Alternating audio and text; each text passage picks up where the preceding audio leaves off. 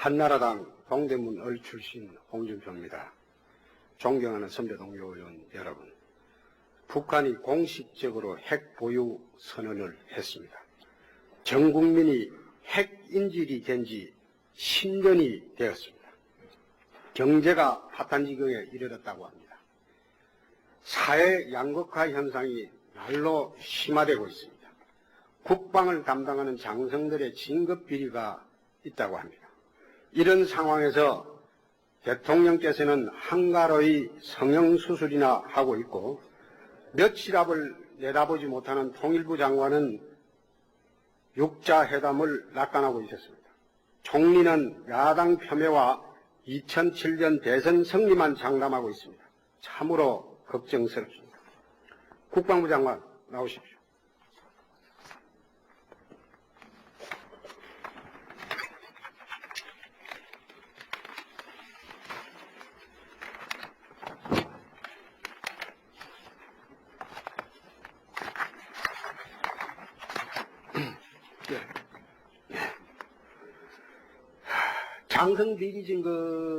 장성 진급 비리가 이번 처음입니까? 공식적으로 법에 의해서 신청 깊게 조사를 받은 것은 처음이라고 생각이 됩니다. 물론 건군 이래 그런 과정은 뭐가 있었던 걸로 생각됩니다만 공식적인 법의 조사를 받은 일은 처음입니다. 해군 공군 장성 진급은 비리가 없었습니까? 현재까지는 없는 걸로 알고 있습니다. 조사해 봤습니까? 조사하지 않았습니다. 그에 대한 의문이 제기된 바가 없기 때문에 조사를 하지 않았습니다.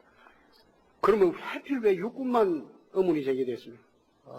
거기에는 여러 경로로 통해서 비리에 관한 첩보가 입수됐기 때문에 했습니다. 지금 보면 육군에만 남재준 총장이 지휘하는 육군에만 수사가 집중돼 있죠? 예, 그렇습니다. 진급 비리에 금품 수수된 일이 있습니까? 현재까지는 밝혀진 바가 없습니다. 지금 자금 추적한 지 꽤 오래됐죠? 몇몇 사람에 대해서 계좌 추적은 한 바가 있지만은 수수에 관한 증거가 나오진 않았습니다. 그럼 진급 비리라는 게 구체적으로 뭡니까? 지금 재판에 계류 중이기 때문에 재판 결과에 따라서 법적인 판단이 나올 걸로 기대합니다만은 현재까지 장관으로 봤을 때 제도를 운영한 데 있어서 관계관들의 월권 행위라든지 문서 작성에 있어서의 불법적인 그런 혐의로 공소되어 있는 사실입니다. 그럼 결국 금품 비리는 없다는 거네요. 이제까지 우리 국민들이 군에 대한 진급을 돌이켜 볼 때 금품 수수에 대한 것에 대해서 너무나 예민하게 반응을 해왔습니다. 그래서 이 점을 없애기 위해서 군은 무척 노력한 결과 지금까지 금품 수수는 없었습니다. 그러나 제도를 운영하면서 다른 불법적인 요소가 있는 것도 앞으로 계속해서 개선해 나가야 된다고 생각합니다.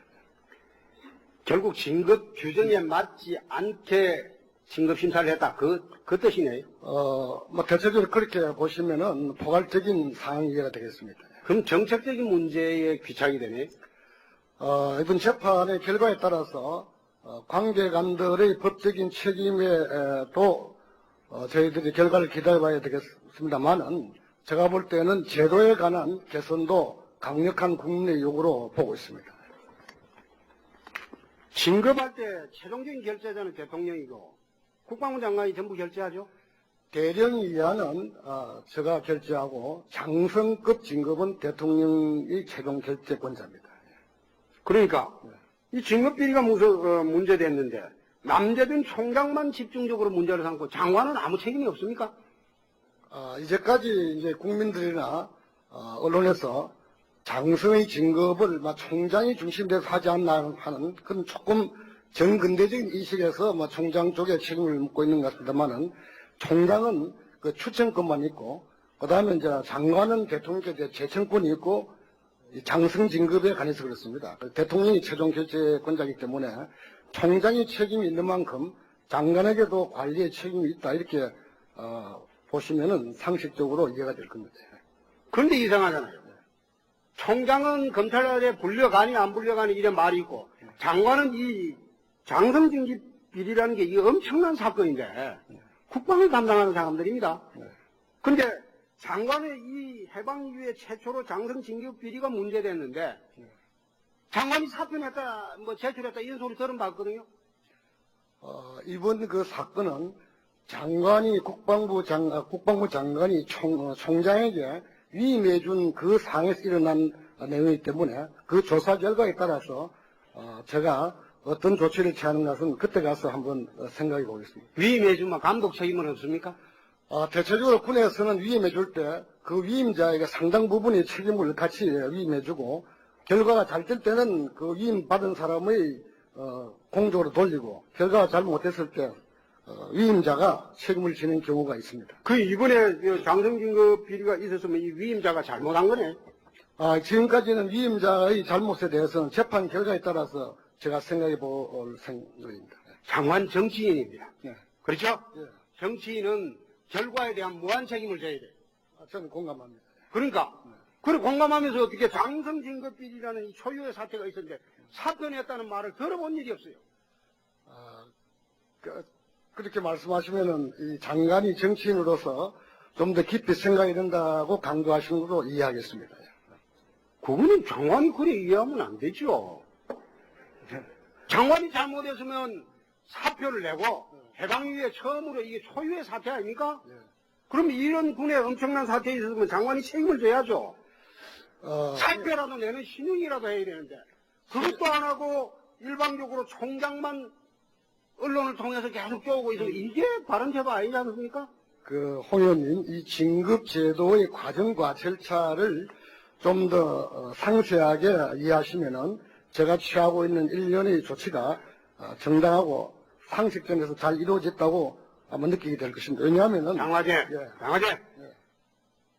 정치인의 책임은 결과에 대한 무과실 책임이고 무한 책임이고 결과 책임이고 사법제도하고는 무관한 거예요.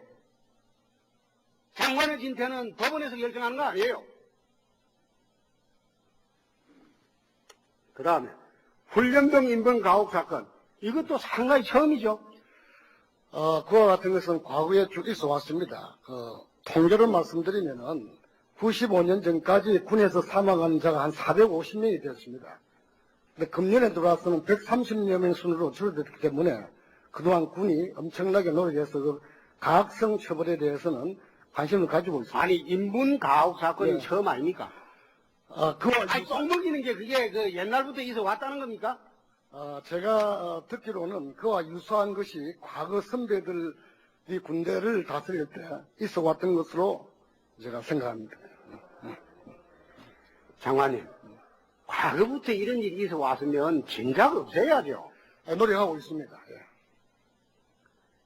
예. 이게 장성 진급비리 훈련병 인문 가혹 사건만 해도 이 장관이 책임져야 합니다. 이런 엄청난 사태가 터졌는데 총장한테만 설정 넘기고 이 장관이 이게 비겁한 거 아닙니까? 이거 국방장관 결재까지 해야 된다고 하는데 홍 의원님, 저도 거기에 대해 책임을 느끼고 있습니다만은 선진국을 예를 볼 때 이러한 문제를 가지고 국방부 장관이 너무 조급한 책임을 강력히 나타내는 것은 장관 책임 문제만 논할 때 선진국 이야기합니까? 지금 그 국방백서 보면 핵무기가 한 기 내지 두 기 갖고 있다 이래 발표됐죠? 제조할 가능성에 대해서 수년 전부터 언급해 왔습니다. 네, 이사님. 예. 우선 법무부 장관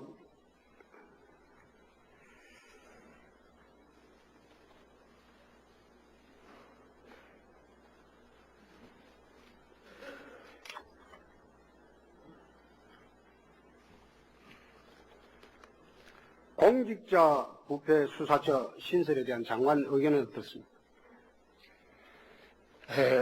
저희들 참여정부의 중요한 국정과제 하나가 부패 척결입니다. 시간이 자꾸 가네? 예. 제가 답변을 계속 해야 네. 되겠습니다. 이거 답변을 하는데 시간이 가니까. 저희들 참여정부의 중요한 국정과제 중에 하나가 부패 척결입니다. 그래서 이 공수처 설치는 부패 척결 사월에서 범정부적으로 시행되고 있는 그러한 신설안이라고 생각이 됩니다. 그럼 여태 부패 척결은 검찰이 못했다는 거네요. 검찰이 부패 척결을 위해서 그동안 열심히 노력을 해왔습니다. 근데 못했기 때문에 이런 제도를 사실 만드는 거 아닙니까? 예. 우리가 선진국가기 위해서는 부패 없는 깨끗한 나라가 돼야 되고, 지금 우리가 그 위해서 여러 가지 노력하는 방법 중에 하나라고 생각합니다. 장관님, 그건 단일화이고. 다른 검찰이 여태 부패 척결을 못했기 때문에 공수처가 또 생기는 거 아닙니까? 아니, 홍 의원님께서도 전에 부패 척결에 많이 노력하셨는데, 저희들이 노력 안 했다고 그렇게 말할 수는 없을 것 같아요. 그런데 검찰이 제대로 하면 왜 공수처가 생기겠습니까? 검찰이 열심히 노력했는데 여러 가지 방법 중에 하나로 새로운 방법을 생각해 볼 수 있는 것입니다. 검찰을 못 믿어서 새로 만드는 거 아닙니까? 저는 그렇게 생각하지 않습니다. 검찰을 믿는다면 검찰의 그 공직자 비리 수사하고 내두지 뭐 하려고 이거 또 만듭니까? 방금 답변 드린 바와 같습니다. 보안법 폐지되면 보안법에 근거해서 그 보호관찰 받는 사람들은 다시 보호관찰 할 아무런 근거 없어지죠. 이제 그렇게 되겠습니다. 예. 예. 외교부 장관 나오십시오. 외교부 장관, 차관님 나오셨어요? 그러면 통일부 장관님 나오십시오.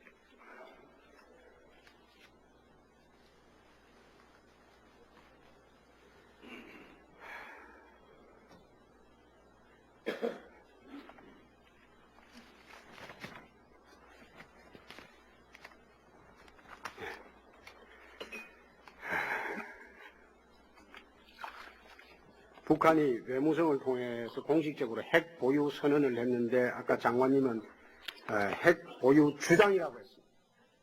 차이가 뭡니까? 북한 외무성의 공문 성명에는 제목이 안 달려 있습니다만은 하루 뒤에 내놓은 그 영문 성명 제목은 핵보유 선언이라고 되어 있지 않습니다. 이거는 북한의 육자회담 참가에 대한 무기 연기에 관한 성명이다 이렇게 스스로 제목을 달고 있고, 또 하나 지금 육자회담 참가 관련국들을 포함해서 국제사회 모두가 이것을 북한이 인도 파키스탄과 같은 반열에 핵국가로 등장했다 이렇게 간주하지 않습니다. 따라서 언론에서 핵보유 선언이라고 말하는 것은 이해할 수 있습니다만, 정부로서는 이것을 북한이 핵국가로 등장한 것이다 이렇게 규정하지는 않는다는 것입니다. 그 일방적인 주장만 하는 것이다 그런 뜻이네요. 북한의 이 같은 주장은 2005년 2월 10일 비로소 처음 한 것이 아니라 2003년 4월 이래 10여 차례 이상 이보다 더 높은 강도로 국제 무대에서 또 3자 회담, 6자 회담 자리에서 여러 차례 핵보유와 핵보유보다 더한 것도 만들 수 있다는 표현까지를 포함해서 여러 차례 제기해 왔던 것입니다. 그래서 이게 뭐 외무성을 통해서 공식적으로 선언하더라도 이게 별 문제가 안 된다 이런 뜻입니까? 별 문제가 아니라고 보는 것은 아닙니다. 심각하다고 봅니다. 그러나 이것을 핵보유 선언으로 규정하는 것과 북이 핵을 보유했다고 일방적으로 주장하는 것으로 우리가 규정하는 것 사이에는 큰 차이가 있습니다. 장관님, 지난번에 작년 10월에 국정감사에서 북핵이 어느 정도 진전되어 있느냐, 북한 핵개발 상태가 그래 질의했을 때 한두 개 핵무기를 만들 수 있는 핵물질 보유하고 있을 뿐이다 이래 답변하셨죠. 이렇게 이해를 해주시면 되겠습니다. 핵물질 한두 개를 만들 핵무기 한두 개를 만들 수 있는 플루토늄 10 내지 14kg을 보유하고 있는 것은 확실합니다. 그러나 이 10 내지 14kg의 플루토늄을 가지고 플루토늄 폭탄을 만들었는지에 대해서는 확증이 없습니다. 따라서 미국과 한국 그리고 유관국들은 모두 핵무기 한두 개를 보유했을 가능성을 추정하고 있는 것입니다. 이것은 추정이고 확실한 것은 핵물질 보유입니다. 핵물질 보유하고 있다. 장관님은 그래 답변하시고 국방백서를 보면 핵무기 한두 개를 제조했다. 추정한다. 이래 답변하시고 이 북한 핵개발 정도에 대해서 핵기술 정도에 대해서 이 정부의 통일된 입장이 없습니다. 장관께서 지금 통일된 입장을 한번 말씀해 보십시오. 홍 의원님께서 지금 잘 아신다고 생각합니다만 핵무기 한두 개 만들었을 가능성이 있다고 추정한다는 국방백사와 제가 지금 설명드린 사이에는 아무런 불합치가 없다고 봅니다. 이 플루토늄 문제는 92년 5월 IAEA의 사찰 이전에 추출한 80년대 후반부터 계속된 이 폐연료봉 처리에 의한 플루토늄과 그것이 1차고요.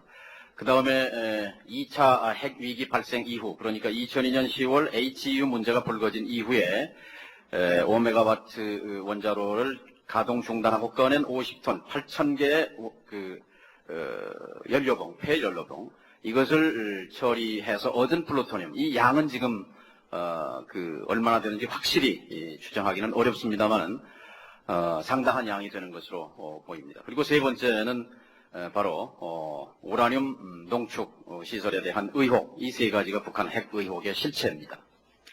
작년달 의원님조차도 북한은 핵무기 한두 개 보유했고 그 다음에 6개에서 8개 추가 보유했을 가능성이 있다는 말씀을 하고 계셨습니다. 도대체 정부의 통일된 입장이 없습니다. 없고 가능하면 장관께서는 축소하고 숨기려고 하고 있습니다. 그게 우리가 받는 인상입니다. 북을 자극하지 않겠다, 이런 입장 참으로 좋습니다. 그러나 국민들한테 제대로 정부의 입장 이건 알려놓고 그 다음 대책을 강구해야 될 거 아닙니까? 다만 이런 식으로 자꾸 국민들을 속인다는 말은 좀 그거합니다만은 국민들을 갖다가 국민들에게 알리지 않고 북을 자극하지 않기 위해서 가능하면 핵에 관한 한 주장을 하지 않으려고 하고, 더구나 또 북인권 상황 여기는 뭐 안 해도 좋습니다. 그건 체제 보장 문제니까. 그러나 핵 문제는 이 한국민이 이게 인질이 되어 있습니다. 핵인질이 되어 있는데 이걸 갖다가 어떤 식으로든 적극적으로 상호주의를 내세워가지고 뭐를 내세우든지 이걸 해결할 의지를 보여줘야지. 그냥 말로만 평화적 해결하자, 그 좋은 말이죠. 아니 평화적 해결하자는데 그 싸우자는 이야기하면 그건 나쁜 사람이죠. 장관께서 구체적인 대안이 없다. 대안을 한번 이야기해 보십시오. 대안이 왜 없겠습니까? 우리 정부가 추진하고 있는 정책 자체가 확실한 대안입니다.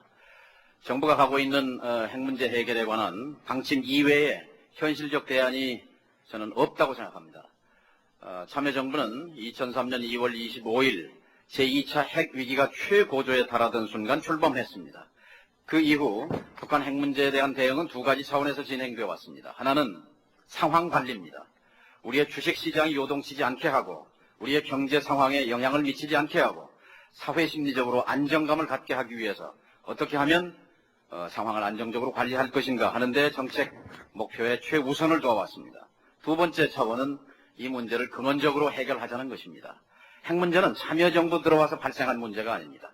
이것은 길게 뿌리를 보면 25년 걸린 문제입니다. 80년대 초반부터 북한은 핵시설을 준비해왔습니다. 그리고 핵 위기 발생은 15년 역사를 갖고 있습니다.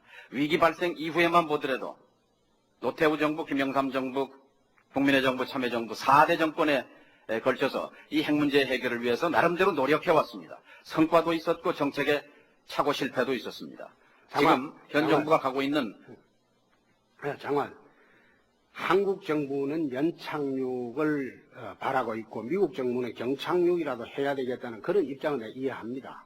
이해하나 이 핵 문제를 갖다가 논의하면서 장관께서는 이게 아니라 낙관론에 쭉 젖어 있었어요. 최근에 그 육자회담도 장관께서 뭐 곧 열릴 것이다 했는데 바로 빠져나가지 않습니까? 마찬가지로 장관께서 통일 이미지 제고를 위해서 이거 뭐 통일부 장관을 원했고 또는 경력관리 차원에서 하고 계시는 거, 이 참 좋은 일입니다. 그러나 이제는 핵위기가 왔기 때문에 이 비전문가인 장관은 이제 물러나는 게 옳지 않습니까? 전문가한테 주고. 2월 10일 북한의 성명, 외무성 성명 이후에 정책 기조의 변화를 얘기하는 나라는 없습니다. 또 이 문제를 가지고 국내에서 정쟁화하는 나라도 저는 아직 보지 못했습니다. 냉정한 자세로 그리고 일희일비하지 않고 사태의 진실이 무엇인가 그 진실에 기초해서 현실적인 방향을 도모해 가는 것이 중요하다고 생각합니다. 장관, 핵정책을 잘못해서 야당이 비판하면 그걸 정쟁이라고 몰아붙입니까?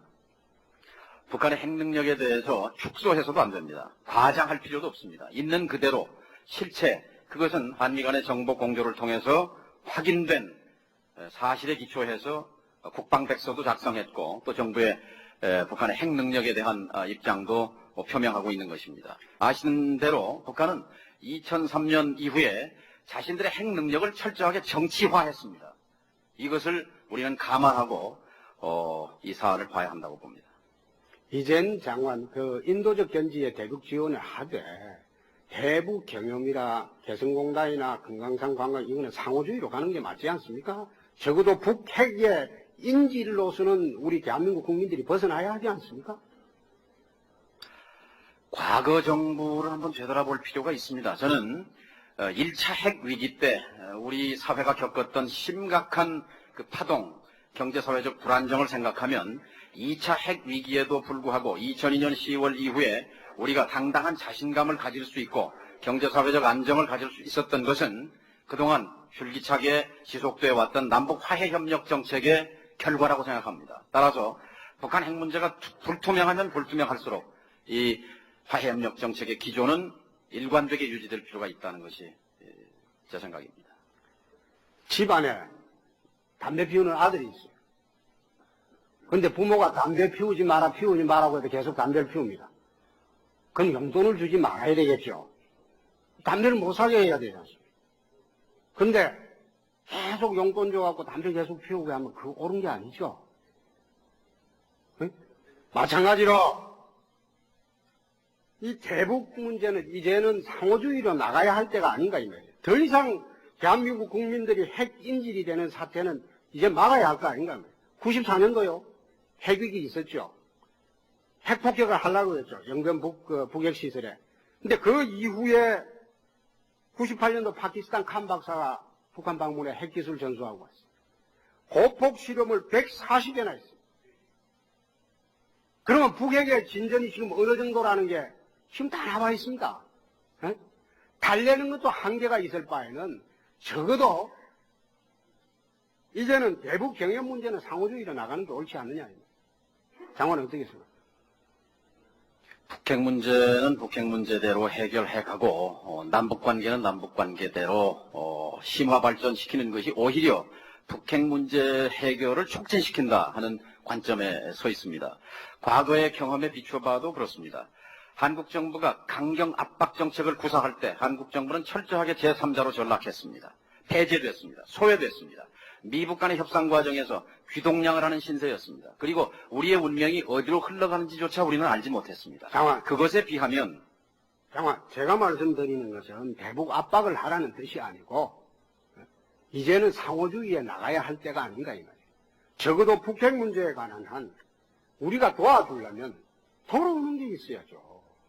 우리가 핵 인질이 된 지가 10년입니다. 이젠 그 벗어나야 되지 않습니까?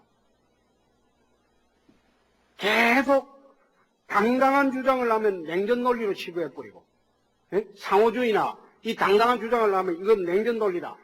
소위 대북 달래기만 계속하면 이건 무슨 논리입니까? 우리는 좌파 운동권 논리라고 봅니다.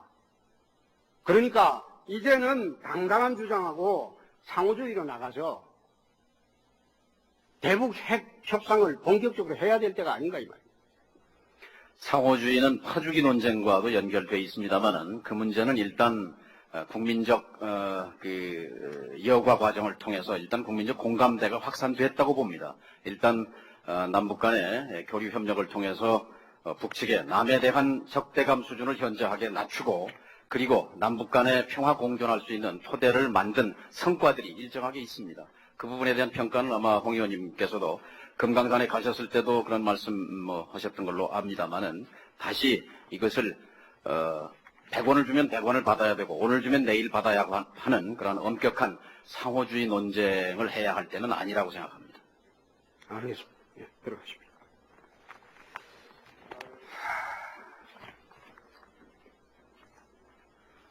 우리 총리 나오십시오.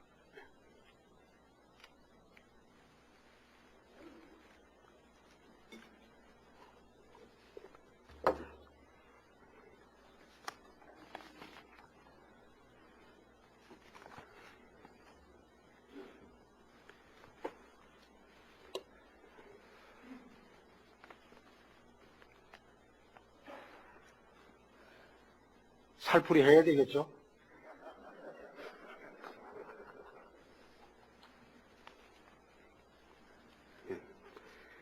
대한민국 총리는 실질적 행정각부로 통하는 수반으로서 국민 통합에 앞장서야 되죠. 예, 그렇습니다. 행정부를 대표해서 여야를 아우르는 정치적으로 중립적 위치에서 업무 집행을 해야 되죠. 예, 그렇습니다.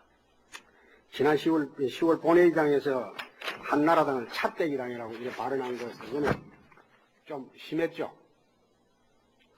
그 건에 대해서는 작년에 이미 다 말씀드렸습니다.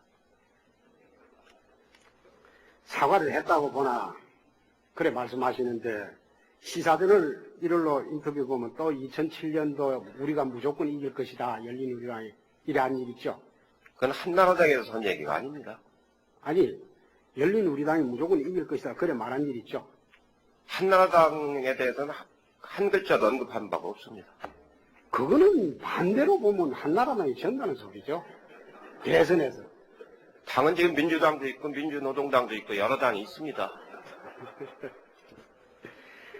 대정부 질문제되고 생고되는데 노무현 총리가 이런 야당 폄훼적인 발언을 한 일이 있습니까? 여러 번 있었습니다. 누가 있었습니까? 옛날 그 5.16 군사정부 때는 총리가 의원들을 붙잡아가기도 하고 막 야단도 치고 그랬지 않습니까? 그랬습니까? 예. 좋습니다. 근데 총리는 그 한나라당을 찻대기당이라고 했는데 이 사실 찻대기당 원조는요. 과거 최고위원 정책 이장으로 총리가 실세로 있던 바로 그 당이거든요. 2000년 4월 총선을 앞두고 권노갑 고문이 불법으로 찻대기로 200억을 받아갔어요. 현대로부터. 그게 압구정동 아파트 골목에서 봉고차로 받아갔어요. 그게 현금으로 200억 받아갔어요. 찻대기로. 근데 이런 일이 있어도 우리가 그 당시 총리 속한 그 당을 찻대기 정당으로 한 일이 없습니다. 그 돈으로 2000년 4월 총선 치르었고 권고문이 마련한 돈으로 민주당 대선 경선 주자들 그 사람들 돈 줬습니다. 그거 다 커밍아웃 된 거 아닙니까? 그리고 6월 지방선거 앞두고 DJ 아들 새아들 비롯해서 모든 권력비리 사건이 25건이나 터졌을 때도 우리는 총리가 속한 그 당을 권력비리당이라고 매도한 일이 없습니다. 사상 최초로 여당 대통령 후보가 서랜문 감세청탁 사건에 연루되었을 때도 우린 열린우리당을 감세청탁당이라고 이래 비난한 일 없습니다. 저는 총리가 15대 의원 시절 환경노동위에서 같이 일하면서 참으로 똑똑하고 경우가 바른 사람으로 참 존경했거든요. 그런데 지난번에 아마 찻대기 발언 보면서 저건 총리로서 그건 적절한 발언이 아니라는 생각을 했어요. 적절한 발언이었습니까? 이미 작년에 다 말씀드렸습니다. 잘못됐다는 겁니까?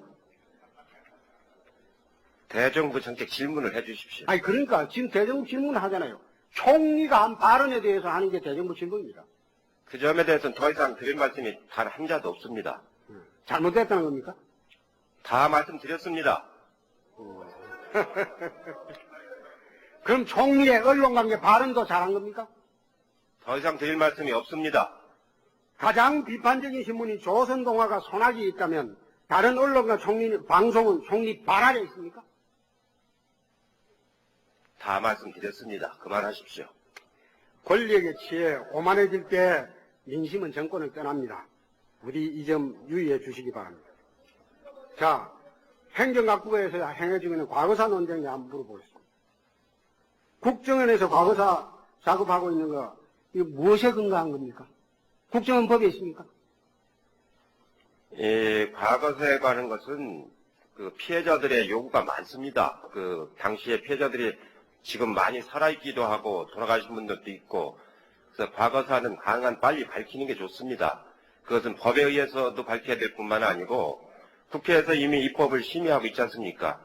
여야 합의에 의해서 이미 법사위 단계까지 올라와 있지 않습니까? 확정 판결을 난 사항까지 이 조사를 할 수 있습니까? 법에 의해서 할 수도 있고 법에 의해서 어떻게 합니까?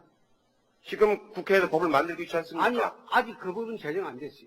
확정 판결을 난 사항까지 어떻게 조사를 합니까? 여야 합의에 의해서 지금 법사위에서 지금 심의 중에 있고 또 정부 입장에서는 피해자들의 청원이 있거나 그러면은 가능한 한 사실적인 것을 밝혀서 그 피해자들한테 답변을 드리는 것이 정부의 책임입니다.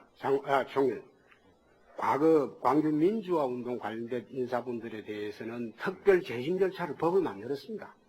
그래서 재판을 통해 확정한 사건은 재판으로 무죄를 받도록 했습니다. 마찬가지로 지금 국정원이나 행정각부에서 이루고 있는 확정 판결까지 손대는 거, 이거는 헌법 체제를 파괴하는 겁니다. 광주 청문회는 저도 오랫동안 했습니다만은 특별법에 의해서 만든 게 아니고 그건 청문회법에 의해서 특별위원회를 구성해서 조사 작업을 많이 했지 아니, 않습니까? 그게 아니고요. 총리께서도 그 당시에 특별 재심 절차를 법에 만든 그 특별 재심 절차를 절차를 밟은 바가 없습니다. 일반적인 재심 절차를 밟았습니다. 제가 기억에는 일반 재심 절차가 아닐걸요. 일반적인 재심 광주 절차 민주화 보상법과 그 관련돼서 그거는 특별 재심- 보상법은 그냥 보상을 해주는 법이고 네. 재심 행위는 여기 우리 최재천 의원님이 담당 변호사였습니다만 일반 재심법에 의해서 재심이 재개돼 가지고 무죄 판결을 받았습니다. 그러면 일반 재심 절차인지 특별 재심 절차인지 나중에 논하고요. 그럼 봅시다. 지난번에 친일진상법을 제정할 때 이건 이해창 후보 부친을 대상으로 했다가 거의 제대로 시행해 보지도 않고 박근혜 의원이 대표가 되니까 또 이거 이제 또 개정을 했거든요.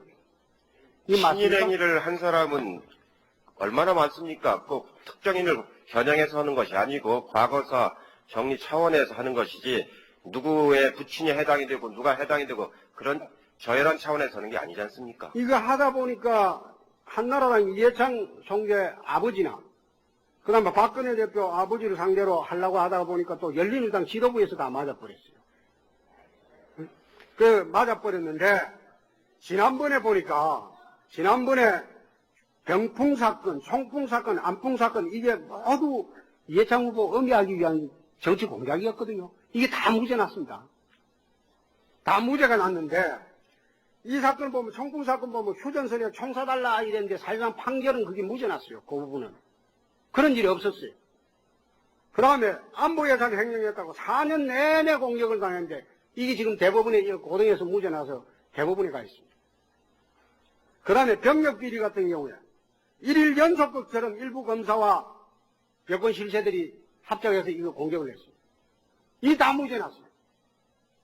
기안건설 사건도 이게 또 거꾸로 무죄가 나고 이게 또 이거 말한 사람 또 후보 음해한 사람들 다 처벌받았어요. 말씀드리는 것은 이제 이런 공작하지 말자는 겁니다.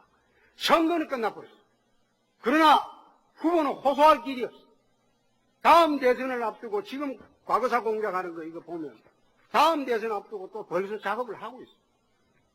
물론 억울한 사람들 진실 규명하자 좋습니다. 근데 이것을 정부에서 정치 공작 차원에서 다시 접근을 하면요. 참으로 불행한 사태가 또 터집니다. 총리 어떻게 생각하십니까?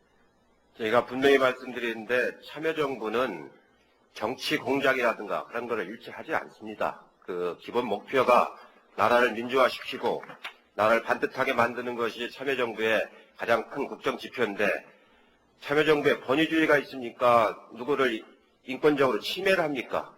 그 기본 정신을 가지고 있기 때문에 어느 세력을 공작해서 피해를 주거나 그런 일은 결단하지 않는다는 걸 분명히 말씀을 드립니다. 다만 예. 과거사에 여러 피해 소원이 있는데 그 점에 대해서 이 민족사를 바로 세우고 선진한국을 가기 위한 궤도를 닦아야 되는 입장에서 어떻게 과거사를 다 묻어둘 수만 있겠습니까? 가능한 한 광명하게 바로 정리를 해서 정리할 건 정리하고 서로 화해할 건 화해하고 바로 세우는 차원에서 과거사에 대한 규명을 하고 있는 겁니다. 과거사 규명이 여러 가지가 있지 않습니까? 김대중 납치 사건 같은 경우 그것도 과거사니까 그럼 하지 않아야 된다는 말입니까? 그거는 재판 관련이 아니기 때문에 그건 재판과 관련보다도 더 심한 아주 살인에 가까운 행위였지 않습니까? 그런 거를 과거사인데 그런 걸 다 묻어두면은 그게 자료가 가능한 있고 증인이 있을 때 그 규명을 해야지. 정리. 다 묻어가지고 100년 뒤에 가서 정리. 아무 자료도 없을 때 어떻게 규명을 할 총리, 겁니까? 과거사를 묻어주자는 취지가 아니고 정략적으로 접근을 할 때 어려워진다는 겁니다. 정략적으로 접근하지 않는다는 점을 분명히 말씀을 드립니다. 정략적으로 접근한 거는 지난 2002년 대선 전에 이해창 후보에 대한 접근을 우리가 봤기 때문입니다. 또 이분의 하는 작업이 그 당시에 어떻게 했습니까? 2000년 3월에 총리가 병풍 발언 시작하자마자 재점화가 됐죠. 재점화가 돼서 여기 어떤 의원님 내가 말씀을 안 하겠습니다. 그분 이야기에서 계속 1일 연속극처럼 이제 재점화 안 됐습니까? 선거 끝나고 난 뒤 어떻게 됐습니까? 그 시대의 그 사기꾼이 이용한 그 정치 공작이 어떻게 됐습니까? 우리는 선거에 져버렸죠.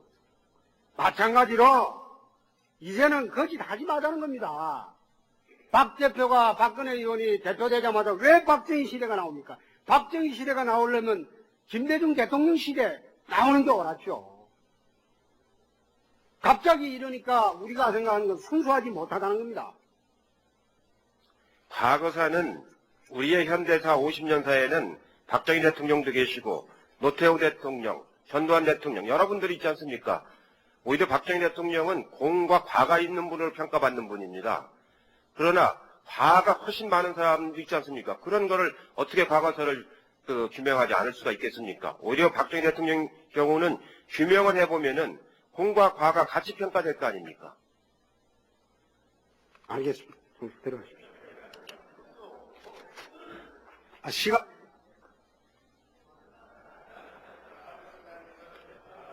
황교안 의원 수고하셨습니다.